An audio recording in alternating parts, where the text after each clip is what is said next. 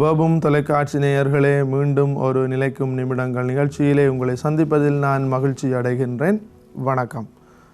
வழமை போல ஒவ்வொரு வாரமும் நாங்கள் ஏதாவது ஒரு விடயத்தை அறிந்து கொள்ளுகிறோம். அதை அறிந்து கொள்வதற்காக கலையகத்திற்கு வந்திருக்கிறார்கள் என்று பிள்ளைகள். வணக்கம் பிள்ளைகளே. வணக்கம் ஃபாதர். பிள்ளைகளே, ஒவ்வொரு வாரமும் நாம் ஏதோ ஒரு புதிய விடயத்தை அறிந்து கொண்டிருக்கிறோம் அல்லது தெரிந்த விடயங்களை மீள் திருப்பி பார்க்கின்றோம். அதன் அடிப்படையிலே இன்றைய நாளிலும் நான் உங்களுக்கு ஒரு முக்கியமான நிகழ்ச்சியை பற்றி சொல்லித்தரவிருக்கிறேன். என்ன புனிதரை பற்றி ஃபாதர் நாங்கள் இன்னைக்கு பார்க்க போகிறோம்? இன்றைக்கு நான் உங்களுக்கு சொல்லித்தரவிருப்பது பாத்திமா அன்னையை பற்றி. நாங்கள் எல்லாரும் பாத்திமா மாதான்னு சொல்லுவோம். பாத்திமா அன்னையை பற்றி இன்றைய நாளில் நான் சொல்லித்தரவிருக்கிறேன். ஃபாதர், அப்போ ஃபாத்திமானே சொல்கிற மரியாள் தானே, அவங்களையே ஃபாத்திமானேன்னு அழைக்க காரணம் ஃபாதர்? ரைட், நல்ல கேள்வி உண்டு. அன்னை மரியாளுக்கு நான் நினைக்கிறேன் உலகத்திலேயே அதிக பெயர்களை கொண்டவர் என்று சொன்னால் அது அன்னை மரியா தான். ஏனென்று சொன்னால் அன்னை மரியாளுக்கு பல பெயர்கள் இருக்கிறது. லூர்து அன்னை, பாத்திமா அன்னை, இனி மருதமடு தாயார் நம்முடைய இலங்கை நாட்டிலே மாத்தரை மாதா, அதே வேளையிலே இவ்வாறு மாந்தை மாதா என்று அன்னை மரியாளுக்கு பல பெயர்கள் இருக்கிறது. ஏனென்றால் அந்தந்த ஊர்களிலும் இடங்களிலும் அவர் செய்த காட்சி முதலாவது, அல்லது அந்த இடத்திலே அன்னை மரியாளை குடியேற்றி அந்த இடத்து மக்கள் அவருக்கு வைத்த புனை பெயர். இப்படி அன்னை மரியாளுக்கு பல பெயர்கள் இருக்கிறது. ஆயிரக்கணக்கான பெயர்கள் அன்னை மரியாளுக்கு இருக்கிறது. அதன் அடிப்படையிலே போர்த்துகலில் இருக்கிற இந்த பாத்திமா என்கின்ற இடத்துல அன்னை மரியாள் கொடுத்த காட்சி, அதனுடைய நிறைவாகத்தான் இந்த பாத்திமா அன்னை என்கின்ற பெயர் அன்னை மரியாவுக்கு வந்தது. ஃபாதர், பாத்திமா நகரில் அன்னை மரியாள் 3 சிறுவர்களுக்கு காட்சி கொடுத்ததா நான் கேள்விப்பட்டிருக்கேன். அந்த 3 சிறுவர்கள் யார் ஃபாதர்? அவங்களுக்கு அப்புறம் என்னென்ன நடந்தது? ரைட், இந்த 3 சிறுவர்களுக்கும் இந்த 3 சிறுவர்கள் லூசியா, பிரான்சிஸ்கோ, ஜசிந்தா என்பவர்கள் தான் இந்த 3 சிறுவர்கள். இந்த 3 சிறுவர்களுக்கும் உடனடியாக அன்னை மரியாள் காட்சி கொடுக்கவில்லை. ஒரு வருடத்திற்கு முன்னுக்கு ஒரு ஆயத்தம் போல ஒன்று நடந்திருக்கிறது. அது ஒரு தூதர் தோன்றி ஒரு காட்சி நடந்திருக்கிறது. எனவே இந்த 3 சீடர்களும் ஆடு மேய்க்கின்ற சிறுவர்கள். இவர்கள் ஒவ்வொரு நாளும் ஆட்டை எடுத்துக்கொண்டு சென்று அங்கே ஆடுகளுக்கு மேய்ச்சல் கொடுத்து விட்டு இவர்கள் திரும்பி வருவது இவர்களுடைய வளமை. ஃபாதர், இப்போ தூதரை பற்றி ஏதோ காட்சி சொன்னீங்களே, அதை கொஞ்சம் சொல்லுவீங்களா ஃபாதர்? ரைட், 1916ஆம் ஆண்டில் தான் முதலாக இவர்கள் இந்த தூதரை சந்திக்கிறார்கள். முதலாக இந்த தூதரை சந்திக்கின்ற பொழுது இந்த தூதர் எப்படி என்று சொன்னால், அங்கே ஒரு வெண்ணாடை அணிந்த ஒரு மனிதனை அவர்கள் காண்கிறார்கள். இவர்கள் பயந்து போகிறார்கள். இருந்தாலும் அந்த தூதர் அவர்களை அணுகி, நான் அமைதியின் தூதர், சமாதானத்தின் தூதர் என்று முதல் காட்சியிலே அவர்களுக்கு சொல்லிக் கொடுத்து சொல்லுகிறார், நீங்கள் செபிக்க வேண்டும் என்று சொல்லிவிட்டு அவர் மறைந்து போகிறார். அதற்கு பிறகு 2வது காட்சியும் நடைபெறுகிறது. அந்த காட்சியிலும் தூதர் தோன்றி அவர்களுக்கு சொல்லுவார், நான் போர்த்துகல் நாட்டின் காவல் சம்மனசானவர், காவல் தூதர் என்று சொல்லி அவர்களுக்கு மீண்டும் செபிக்குமாறும் செபதவ ஒருத்தல்கள் செய்து பாவிகள் மனம் மாற மண்டாடுமாறும் இவர்கள் 3 சிறுவர்களுக்கும் அழைப்பு கொடுத்து விட்டு சென்று விடுகிறார். இவர் 3வது தடவையாக 1917ஆம் ஆண்டு மே மாதம் 13ஆம் தேதி அன்றுதான் அன்னை மரியாளினுடைய முதல் காட்சியும் நடைபெறுகிறது. அதற்கு ஒரு குறிப்பிட்ட நேரங்களுக்கு முன்தான் இந்த தூதர் 3வதாக காட்சியிலே தோன்றுகிறார். 1917ஆம் ஆண்டு மே மாதம் 13ஆம் தேதி. எனவே இந்த தூதர் காட்சியிலே தோன்றி இவர்களுக்கு அப்பத்தையும் ரசக்கிண்ணத்தை ஏந்தி கொண்டிருப்பார். அங்கே அப்பமும் அங்கே அவருடைய கையிலே இருக்கும். அவர் அங்கே அந்தரத்திலே அவர் பறந்து வந்து அவர்களுக்கு நற்கருணை வழங்கியதாக இந்த காட்சியிலிருந்து நாங்கள் காண்கின்றோம். எனவே அன்பான பிள்ளைகளே, இந்த நற்செய்தி, இந்த நற்கருணை அவர்களுக்கு கொடுக்கின்ற பொழுது அங்கே அவர்களுக்கு ஒரு அழகான செபத்தை சொல்லிக் கொடுப்பார். அந்த செபம் என் கடவுளே, இப்பொழுது இந்த சம்மனசானவர் இந்த செபத்தை சொல்லுகிறார். சொல்லுகின்ற பொழுது இந்த பிள்ளைகள் 3 பேரும் அதை திரும்ப செபிக்கிறார்கள். என் கடவுளே, நான் உம்மை விசுவசிக்கிறேன், நான் உம்மை ஆராதிக்கிறேன், நான் உம்மை நம்புகிறேன், நான் உம்மை நேசிக்கிறேன். உம்மை விசுவாசிக்காதவர்களுக்காகவும் உம்மை ஆராதிக்காதவர்களுக்காகவும் உம்மை நம்பாதவர்களுக்காகவும் உம்மை நேசிக்காதவர்களுக்காகவும் உம்மிடம் மன்னிப்பு கேட்கிறேன் என்று தலை வணங்குகிறார்கள். 6 சம்மனசும் தலை வணங்குகிறது, 3 சிறுவர்களும் தலை வணங்குகிறார். இந்த செபத்தை சொல்லி கொடுத்து விட்டு ஒரு என்னென்னு சொல்வது, ஒரு நம்பிக்கையை கொடுப்பார். ஜேசுவின் இருதயமும் அன்னை மரியாளின் இருதயமும் நம்முடைய வேண்டுதல்களுக்கு எப்பொழுதும் செவிசாய்க்கின்றது என்கின்ற நம்பிக்கையை கொடுத்துவிட்டு இந்த காவல் சம்மனசானவர் அல்லது இந்த தூதர், அமைதியின் தூதர் மறைந்து போய்விடுவார். அப்படின்னா ஃபாதர், அன்னை மரியாள் வந்து முதலாக எப்போ ஃபாத்திமா நகரில் காட்சி கொடுத்தாங்க? அந்த காலப்பகுதி எப்போ? முதலாவதாக காட்சி கொடுத்தது இந்த தூதரனுடைய 3வது காட்சி நிகழ்ந்த அந்த நாளில் தான் பாத்திமா அன்னை முதலாவது காட்சி கொடுக்கிறார். பாத்திமா அன்னை முதலாவது காட்சி கொடுத்தது 1917ஆம் ஆண்டு மே மாதம் 13ஆம் தேதி. விளங்குதான்? இந்த காலம் உலகத்திலே கொடூர யுத்தம் நடந்தது, 1ஆம் உலகப் போர் நடந்து கொண்டிருந்த காலம். எனவே மக்கள் விசுவாசத்தை இழந்திருந்தார்கள், பயத்திலே இருந்தார்கள். அதே வேளையிலே பலர் கடவுளை விட்டு விலகியதால் பல ஆன்மாக்கள் நரகத்திற்கு சென்று கொண்டிருந்தது, கிறிஸ்தவ விசுவாசத்தை இழந்து கொண்டிருந்தார்கள். எனவே தான் இந்த காட்சி ஒரு கிறிஸ்தவ விசுவாசத்திலே மக்களை ஊன்றச் செய்கின்ற இந்த 3 சிறுவர்கள் வழியாகவும் கடவுளினுடைய அன்பை உலகத்திற்கு வெளிப்படுத்துகின்ற ஒரு அற்புதமான காட்சியாக இந்த காட்சி அமைகிறது. அன்பான பிள்ளைகள், இது ஒரு காட்சி அல்ல, தொடர்ச்சியாக அன்னை மரியாள் ஒவ்வொரு மாதமும் இந்த பிள்ளைகளுக்கு 6 தடவைகள் காட்சி கொடுக்கிறார். 6 தடவைகள் காட்சி கொடுக்கிறார். இந்த காட்சி தொடர் மே மாதம் 13ஆம் தேதியிலிருந்து அக்டோபர் மாதம் 13ஆம் தேதி வரை தொடர்கிறது. ஃபாதர், அப்போ அந்த 3 சிறுவர்களுக்கு பாத்திமா நகரில் அன்னை காட்சி கொடுத்தாங்க தானே, அந்த காட்சி கொடுத்ததில் அந்த சிறுவர்களுக்கு கிடைத்த அழைப்பு என்ன ஃபாதர்? ரைட். அன்னை மரியாளினுடைய காட்சியிலே இருந்து அந்த சிறுவர்களுக்கு கிடைத்த மிகப்பெரிய அழைப்பு தான் அவர்கள் செபம் செய்ய வேண்டுமென்றும் தபம் செய்ய வேண்டுமென்றும் ஒருத்தல் செய்ய வேண்டுமென்றும்.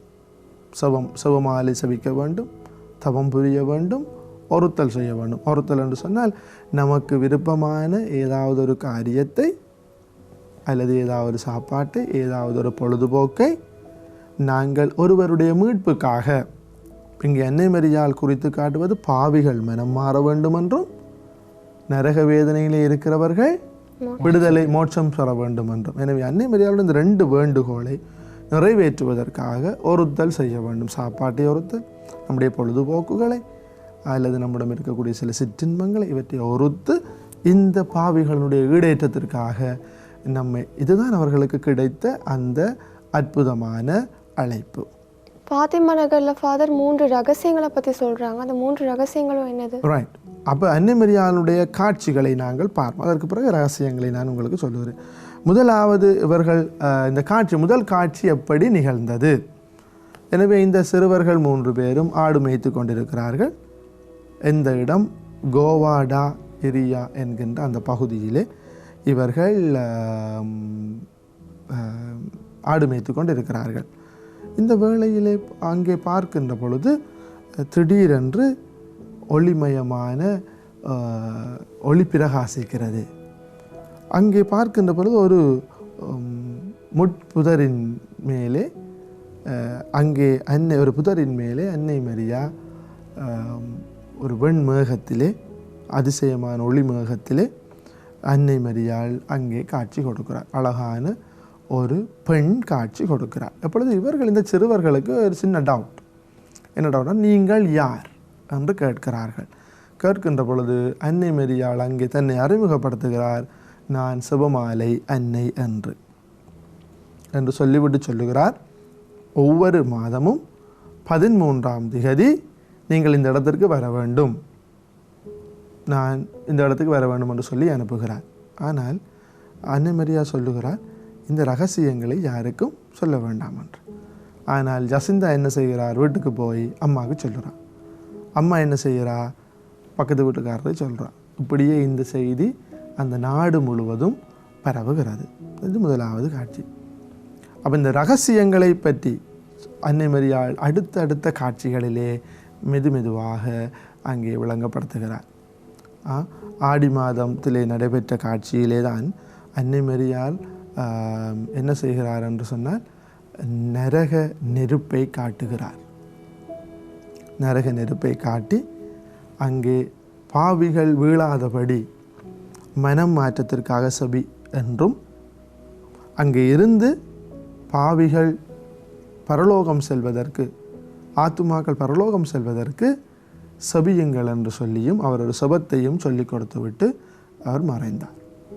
அதற்கு பிறகு இப்போ இந்த செய்தி அங்கே இருக்கிற ஆட்களுக்கு பரவி கண்டு போகவே அந்த ஊருக்கு அந்த நாட்டுக்கு பெரியாராக இருக்கக்கூடிய அவர் மேயர் என்ன செய்கிறார் என்று சொன்னால் சட்டம் போடுகிறார், இதை பற்றி சொல்லக்கூடாது என்று சொன்னால் தண்டிப்பேன் என்று சொல்லுகிறார். ஆனால் இந்த பிள்ளைகள் அதற்கு பயப்படவே இல்லை. சொல்லுகிறார், எரிகின்ற எண்ணெயிலே நான் போடுவேன் என்று. ஆனால் இவர்கள் பயப்படவே இல்லை. எனவே இவர்கள் என்ன செய்கிறார்கள், ஆவணி மாதம் 13ஆம் போக போகிறார்களே, எனவே இவர்களை பூட்டி வைக்கிறார்கள். ஆனால் காட்சி நிகழ்கிறது. இன்னும் அன்னை மரியாளுடைய விண்ணேற்பு நாளாகி ஆவணி மாதம் 15ஆம் தேதி மீண்டும் இந்த பிள்ளைகள் அங்கே செல்லுகின்ற பொழுது அங்கே இந்த காட்சி நிகழ்கிறது. அப்பொழுதுதான் அன்னை மரியா சொல்லுவார், இந்த காட்சிகளை எல்லாம் உறுதிப்படுத்த ஐப்பசி மாதம் 13ஆம் திகதி வானிலே ஒரு அறிகுறி தோன்றும்.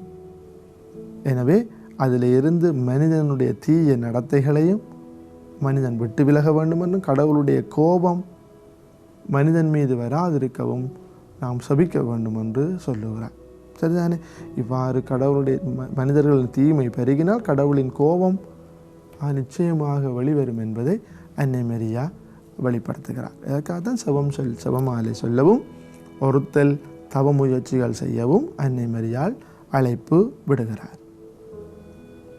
ஃபாதர், அந்த 3 ரகசியங்களையும் கொஞ்சம் சொல்லலாமா? ரைட், 3 ரகசியங்களும். முதலாவது ரகசியம் என்னவென்று சொன்னால், உலகப்போர், முதலாம் உலகப்போர் நடைபெற்று கொண்டிருக்கிறது.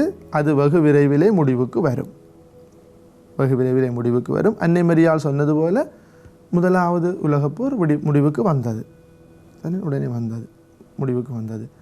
ஆனால் பாவிகள் மனம் மாறாமல் இன்னும் பாவம் பெருகினால், கடவுளை தேடாது விட்டால் இன்னும் ஒரு மகா யுத்தம் உலகுக்கு வரும் என்று அன்னை மரியாள் கூறினார். ரைத்தானே? அது மாத்திரம் இல்லாமல் இவ்வாறு 2வது உலக மகா யுத்தம் ஆரம்பிக்க போகிறது என்றால் அது வானிலே ஒரு அறிகுறியாக அது தென்படும். அதன் அடிப்படையிலே 1938ஆம் ஆண்டு தை மாதம் 25ஆம் தேதி யாருமே எதிர்பார்க்காத ஒரு நேரத்திலே வானிலே பெரிய ஒளி தோன்றியது. அது வட அரை கோளத்திலே இருந்து அது அப்படியே பறந்தது. அதன் பிறகு 2ஆம் மகா உலக யுத்தம் ஆரம்பமானது. எனவே அன்னை மரியாளுடைய காட்சிகள் எல்லாமே நிரூபிக்கப்பட்டு வந்தது. அதே அடிப்படையில் 2வது ரகசியம் என்னவென்று சொன்னால், ரஷ்யா மனம் மாற வேண்டும்.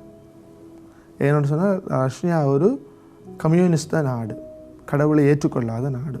எனவே அந்த கம்யூனிஸ்ட் அப்போ அந்த நாட்டில் இருக்கிறவர்கள் கடவுள் நம்பிக்கை ஏற்று போய் கொண்டிருக்கிறார்கள். எனவே அது என்னுடைய மாசற்ற இருதயத்திற்கு அர்ப்பணிக்கப்பட வேண்டும். பாருங்கள் அன்பான பிள்ளைகளே, நம்முடைய மோட்சவாதை புத்தகம், மோட்சவாதை என்ற ஒரு புத்தகம் இருக்கிறது. அந்த மோட்சவாத புத்தகத்திலே மனுக்குலத்தை அன்னை மரியாளுடைய மாசற்ற இருதயத்திற்கு அர்ப்பணிக்கின்ற சபம் இருக்கிறது. நம்முடைய குடும்பங்களை அர்ப்பணிக்கிற சபம் இருக்கிறது. பாடசாலையையும் பிள்ளைகளையும் அர்ப்பணிக்கிற சபம் இருக்கிறது. பங்கை மறைமாவட்டத்தை அர்ப்பணிக்கின்ற சபம், தேவதாயருடைய மாசற்ற இருதயத்திற்கு அர்ப்பணிக்கின்ற சபம். இது எல்லாத்தையும் முதல் சனிக்கிழமைகளிலே நாங்கள் சொல்ல வேண்டும். ஆனால் இன்று அப்படியான பண்புகள் இல்லை. நாங்கள் ஸ்கூலில் படிக்கிற காலத்தில் இது இருந்தது. நான் சின்ன பிள்ளையாக இருக்கிற காலத்தில் எங்களோட அம்மா அப்பா இதுகளையெல்லாம் செய்தார்கள். குடும்பத்தை அன்னை மரியாளுக்கு மாசற்ற இருதயத்திற்கு ஒப்புக் கொடுக்குற சபம் இருந்தது. வெள்ளிக்கிழமைகளிலே இயேசுவின் திரு இருதயத்திற்கு குடும்பங்களை அர்ப்பணிக்கிற சபம் இருந்தது. இன்று ஒன்றுமே இல்லை. ஆனால் இதை பார்த்துக்கிட்டு இருக்கிறவர்கள் மோட்சவாத புத்தகத்தை விலை கொடுத்து வாங்கி இந்த சபங்களை குடும்பங்களில் செபியுங்க. இப்படியான சபங்கள் வழியாக அன்னை மரியாளுடைய பரிந்துரை நம்முடைய குடும்பங்களுக்கு வருவது மாத்திரமில்லாமல் எங்களுக்கு விடுதலை கிடைக்கும், பல நன்மைகள் கிடைக்கும், தேவ ஆசீர்வாதம் கிடைக்கும். கேட்டுக்கொண்டிருக்கிறவர்கள் நீங்கள் பழகுங்க வாழ்க்கையில். எனவே தான் அர்ப்பணிக்குமாறு கேட்டார். தன்னுடைய மாசற்ற இருதயத்திற்கு ரஷ்யாவை அர்ப்பணிக்குமாறு கேட்டார். அப்படி இல்லாவிட்டால் இது இந்த ஆபத்து அதிகரித்து கொண்டே இருக்க மாட்டோம். அதன் அடிப்படையிலே அன்னை மரியாளுடைய மாசற்ற இருதயத்திற்கு ரஷ்யா அர்ப்பணிக்கப்பட்டது. ரஷ்யா மனம் மாறியது. மூன்றாவது ரகசியம் என்னவென்று சொன்னால், திருச்சபையை திருத்தந்தையை பெரியதொரு ஆபத்து சூழ இருக்கிறது. திருச்சபையை திருத்தந்தையை ஆபத்து சூழ இருக்கிறது. இதன் அடிப்படையிலே இந்த ரகசியம் இவ்வாறு, அதுதான் மூன்றாவது ரகசியம். 1981 ஆண்டு அன்னை மரியாளினுடைய அதே பாத்திமா அன்னையனுடைய திருவிழாவாகிய மே மாதம் 13ஆம் தேதி பாப்பரசர் 2ஆம் அருளப்பர் சின்னப்பர் அலியகா என்கின்ற ஒரு தீவிரவாதியால் சுடப்படுகிறார். சுடப்படுகின்ற பொழுது அந்த குண்டு அப்படியே திருத்தந்தையினுடைய இருதயம் மட்டும் பாய்கிறது.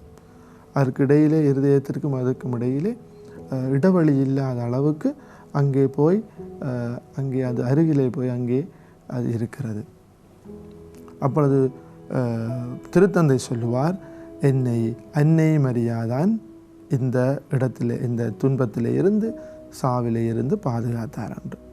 அவருடைய அறுவை சிகிச்சை முடிந்து அவர் நலமானதும் அந்த அந்த குண்டு இருக்கிறது தானே, அந்த குண்டினுடைய அந்த புல்லட் என்று சொல்லுவார்கள், அதை அவர் கொண்டு எங்கே போகிறார்? பாத்திமா திருத்தலத்திற்கு போகிறார். அங்கே போய் பார்க்கின்ற பொழுது அந்த முடியிலே அந்த சரியாகவே அந்த குண்டினை வைக்கக்கூடிய அளவுக்கு ஒரு சிறிய இடம் காணப்படுகிறது.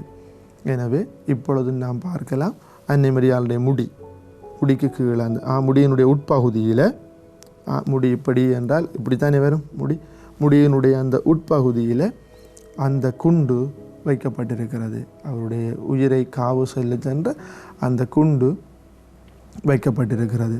எனவே அன்னை மரியாள் அந்த அதிசயமான பாத்திமா தாய் தன்னை பாதுகாத்தார் என்று திருத்தந்தை உணர்ந்து கொண்டு அந்த குண்டினை கொண்டு சென்று அங்கே நன்றியின் அடையாளமாக அன்னை மரியாளுடைய முடியிலே அங்கே வைக்கிறார். அது இன்றும் இருக்கிறது. அது சரியாகவே பொருந்தக்கூடிய அளவிலே அது அங்கே இருந்திருக்கிறது. எல்லாமே அதிசயமாகவே இருக்கிறது. எனவே பாருங்கள், இப்படி அன்னை மரியாள் புதுமை செய்திருக்கிறார். அதான் அந்த 3 ரகசியங்களும். ஃபாதர், அந்த லூசியா, ஜெசிந்தா, பிரான்சிஸ் அவங்க 3 பேருக்கு அப்புறம் என்ன ஃபாதர் நடந்தது? அன்னை மரியாள் அந்த வெளிப்படுத்திய இந்த ரகசியங்களோடு சேர்த்து ஒரு சில விடயங்களையும் சொல்லுவார். அதிலே சொல்லுவார், ஜசிந்தாவும் பிரான்சிஸ்கோவும் அவர்களுடைய இளமை பருவத்தில் இறந்து விடுவார்கள். அதன் அடிப்படையில் அவர்கள் கொள்ளை நோய் வந்து அவர்கள் 2 பேரும் பீடிக்கப்பட்டு இறந்து விட்டார்கள். அவர்கள் புனிதர்களாக மாற்றப்பட்டார்கள். அதன் பின் 97 வயது வரை வாழ்ந்து அருட்சகோதரியாக இருந்து இந்த பாத்திமா அன்னையினுடைய உண்மைகளை எல்லாம் உலகறிய வெளிப்படுத்தியதன் பின் லூசியா மரணமானார், இறைவனை சென்றடைந்தார். இதுதான் இந்த பாத்திமா அன்னையினுடைய இந்த அற்புதமான, இது வாசிக்க இல்லை தேட அற்புதமாக இருக்கும். ரைட். அப்போ இந்த அக்டோபர் மாதம் 13ஆம் தேதி நடந்தது என்ன? இப்போ எல்லாரும் இந்த செய்தி எல்லாருக்கும் பரவுகிறது. அன்னை மரியாள் தன்னை வெளிப்படுத்துகிற நாள். அப்போ எல்லாரும் போகிறார்கள்.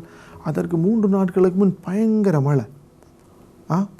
அந்த அன்னை மரியாள் அந்த சொன்ன இடத்தில் போக இயலாத அளவுக்கு மழை, செத்துப்புமா சேரும் சகதியுமாக இது மாறுகிறது. இப்படி இருக்கிற பொழுது மக்கள் கூட்டமாக இலையாக போகிறார்கள். விசுவாசிகள் போகிறார்கள், விசுவாசிக்காதவர்கள் போகிறார்கள், இன்னுமாக விஞ்ஞானிகள் போகிறார்கள், அஞ்ஞானிகள் போகிறார்கள், எல்லாருமே அங்கே போகிறார்கள். சொல்லுகிறார்கள் ஏறக்குறைய 70,000 பேர் மட்டும் அங்கே கூடியிருந்தார்கள் என்று. இப்போ இருக்கிற பொழுது திடீரெண்டா போல வானிலை பெரிய ஒளி தோன்றுகிறது. சூரியனிலே இருந்து என்ன நடக்கிறது? வித்தியாசமான கதிர்கள், பல நிற கதிர்கள் மக்களுக்கு வந்தடைகிறது. இப்போ சூரியன் நடனமாட ஆரம்பித்து விட்டது. சூரியன் கீழுக்கு இறங்கி வந்து அது அங்கே ஒரு கிட்டத்தட்ட என்ன ஒரு நடனம் ஆடுகிறது. அது மேலுக்கு போவதும் கீழுக்கு வருவதும் இப்படி போவதும் இப்படி வருவதுமாக அங்கே அது நடனம் ஆடுகிறது. அதை பிற சொல்லுகிறார்கள், அங்கே அந்த மிகவும் சேரும் சகதியமாக இருந்த அந்த இடம் உடனடியாக காய்ந்து வறண்டு போகிறது என்று இந்த வானிலை தோன்றிய அறிகுறி. இதை போர்த்துகல் நாட்டினுடைய பத்திரிகைகள் அடுத்த நாள் பெரிய ஒரு அதிசயமான விடயமாக சொல்லுகிறார்கள். ஆனால் சில அஞ்ஞானிகள், விசுவசிக்காதவர்கள் இது அது வளமையாகவே இயற்கையில் நிகழ்ந்த ஒரு உண்மை என்று அதை மறுதளித்து விட்டார்கள். ஆனால் பல விசுவாசிகள் அதை கண்டு அன்னை மரியாள் மீது அதிக பற்றும் மரியாதையும் விசுவாசமும் கொண்டார்கள். ஃபாதர், அப்போ பாத்திமா அன்னைக்கு ஏதாவது செபம் இருக்கா ஃபாதர்? பாத்திமா அன்னை சொல்லித்தந்த செபம் இருக்கிறது. ரைட், அதுதான் நாங்கள் ஒவ்வொரு காரணிக்க முடியவும் சொல்லுவோம் ஒரு செபம். 10 இந்த மரியாயை முடிய என்ன செபம் சொல்லுவோம்? ஓஎன் ஜேசுவே எங்கள் பாவங்களை பொறுத்தரலும், எங்கள் நிறைய நிலப்பிலிருந்து ரட்சித்தரலும், சகலாத்மாக்களையும் பரலோகபாதை நடத்தியரலும், உமதிரக்கம் அதிகமாக வண்டியர்களுக்கு விசேட உதவி செய்தரலும். இந்த செபம் அன்னை மரியாள் இந்த 3 சிறுவர்களுக்கும் சொல்லிக் கொடுத்த செபம். சொல்லிக் கொடுத்து, நீங்கள் ஒவ்வொரு நாளும் இதை சொல்லுங்கள், அடிக்கடி இதை சொல்லுங்கள் என்று அவர்களிடம் கேட்டுக்கொண்டதான் ஒரு அழைப்பும் இதுதான். எனவே அன்னை மரியாள் அனைத்தையுமே நமக்கு சொல்லி தந்திருக்கிறார்.